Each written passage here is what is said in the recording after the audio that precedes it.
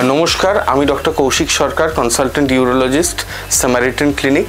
আজকে আমি একটা খুব কমন টপিক নিয়ে ডিসকাশন করতে চাই, কিডনি স্টোন বা ইউরেটারিক স্টোন। আমাদের শরীরে গলব্লাডারেও পাথর হয়। গলব্লাডারে পাথর হলে আমরা গলব্লাডারটা সাধারণত কেটে বাদ দিয়ে দিই। অ্যাপেন্ডিসাইটিস হলে অ্যাপেন্ডিক্সও আমরা কেটে বাদ দিয়ে দিই। এটার কারণ হচ্ছে যে গলব্লাডার বা অ্যাপেন্ডিক্স সবই হচ্ছে ভেস্টিজিয়াল বা স্যাক্রিফাইসেবল অর্গান। এগুলো বাদ দিয়ে দিলে আর কোনো শরীরে কোনো সমস্যা হয় না, সেজন্য এই সমস্যাগুলো বারবার ফিরে আসে না।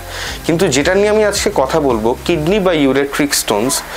কিডনি বা ইউরেট্রিক স্টোনস তৈরি হয় সবসময় কিডনিতে।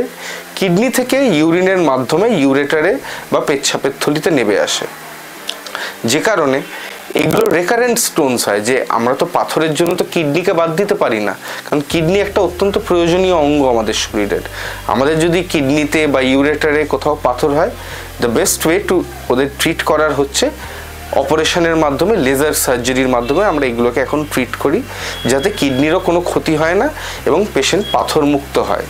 তবে একটা জিনিস যেটা মাথায় রাখতে হবে, যে যেহেতু আমরা যেটা পাথর তৈরির যেটা কারখানা বলতে পারি বা ফ্যাক্টরি, যেটা কিডনিতেই এই পাথরগুলো তৈরি হয়, অতএব এই স্টোনগুলো কিন্তু ভবিষ্যতে আবার হতে হবে এবং সেই জন্যই আমাদের রেগুলার চেক আপের মধ্যে থাকতে হবে।